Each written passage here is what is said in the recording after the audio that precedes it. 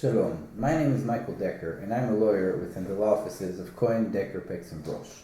Today, with regards to our work with immigration matters, and especially since COVID came, our office has been dealing a lot with entries into Israel.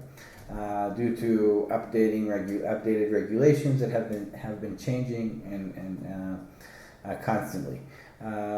This video is important because yesterday, on the 7th of April, updated policies were published, and these policies are probably the most generous they were up until now.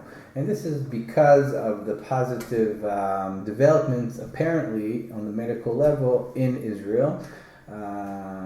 Perhaps thanks to the vaccinations and other reasons.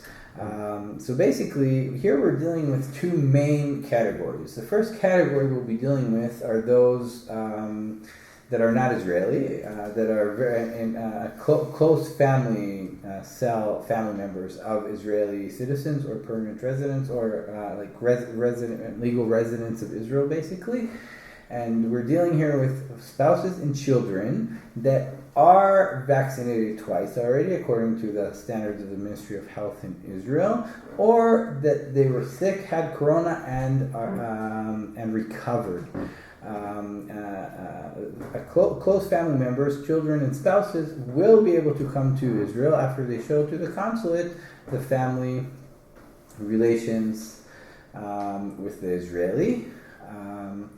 And then we're dealing with the other category. Here we're dealing with those that were not yet vaccinated or alternatively had corona and recovered from it.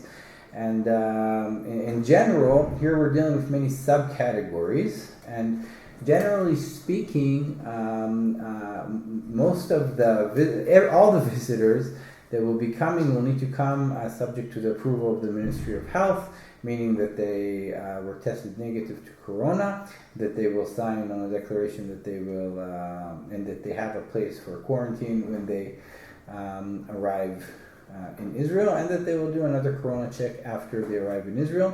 Here, the first category also will be the close family members. We're dealing with those that are registered already at the Interior Ministry as family members, as spouses and children. Or those that already opened joint life applications that are in the process. The spouse and children will be able to visit if they're all included in the joint life application. And we're dealing with those that have submitted an application to open a joint life application, but were not yet approved. They will need to wait first for an approval, and then they will be able to come into Israel, subject to an approval from the Ministry of Health. Afterwards, we're dealing with students. Students that are already active students will be able to visit Israel after they prove to the consulate that they're active students and receive the approval from the Ministry of Health. New students will need to be invited by the relevant institution. Businessmen that want to come to Israel will need to go to the consulate and prove to the consulate regarding their business activities, and they should be able to obtain approvals subject to the approval of the Ministry of Health. Foreign workers will be able to enter now, probably in a more limited level than in normal days, but foreign workers in construction and agriculture will be able to get permits now through the inviting entities in Israel. Caregivers will be able to come due to a crisis that was created ever since the corona started with the elderly that really need caregivers. The Interior Ministry will be more generous than with other fields in the field of caregivers. They will just need to submit an application subject to the regular policy, but also in addition, they will need an approval from the Ministry of Health. When it comes to expert workers, the amount of expert workers will be probably less than in normal days, but even here the employer will need to submit an application As always, subject to all the criteria, but this time also subject to the approval of the Ministry of Health. If we're dealing with an expert worker that's here for a whole year, and if he wants to leave the country for vacation and return, he won't be able to get a multiple entry pass as normal. He will need to submit a special application for a for a one-time inter visa that will allow him to leave and come back. When it comes to athletes and other artists and people of culture, the relevant institution here that wants to invite them will need to submit the application. Same goes with volunteers and nonprofits here and different institutions. Many foreign volunteers come every year and do great work in this country. They will need to be invited by the relevant institutions and subject to the approval of the Ministry of Health. When it comes to medical tourism, Israel was always a center for medical tourism because of the level of healthcare here that's higher than in most countries. But even here it will be more limited. Only for life and death situations will the Interior Ministry approve such visits.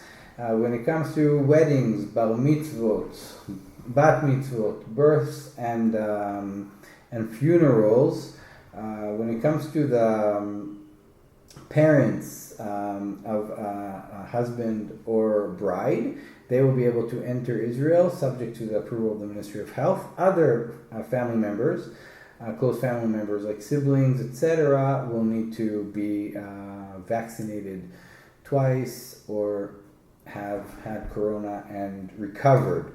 When it comes to bar mitzvahs and births, only those that had been vaccinated or had corona and recovered will be able to come in. When it comes to funerals, there is more generosity here. However, the approvals will be for very short visits and may be extended also for the period of the Shiv'ah, subject to the approval of the Ministry of Health. Lone soldiers and volunteers in the national different fields that aren't the IDF will be able also to bring close family members such as siblings, parents, and spouses.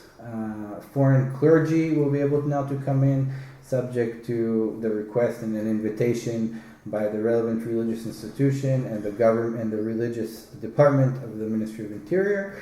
And foreign journalists will be able to come in as well, subject to the invitation of the media outlet that's recognized here in Israel. And if it's an invitation for a whole year, it will need to also have the approval of the government press office. I hope that this summary was clear. It doesn't touch every detail, but if you have more questions, you can write to us and contact us, and we'll be happy to schedule a meeting and answer any question you have on the matter. And you can, of course, read our article that's more exhaustive and get the information there as well. Thank you very much for your time, and feel free to contact us with any question you might have.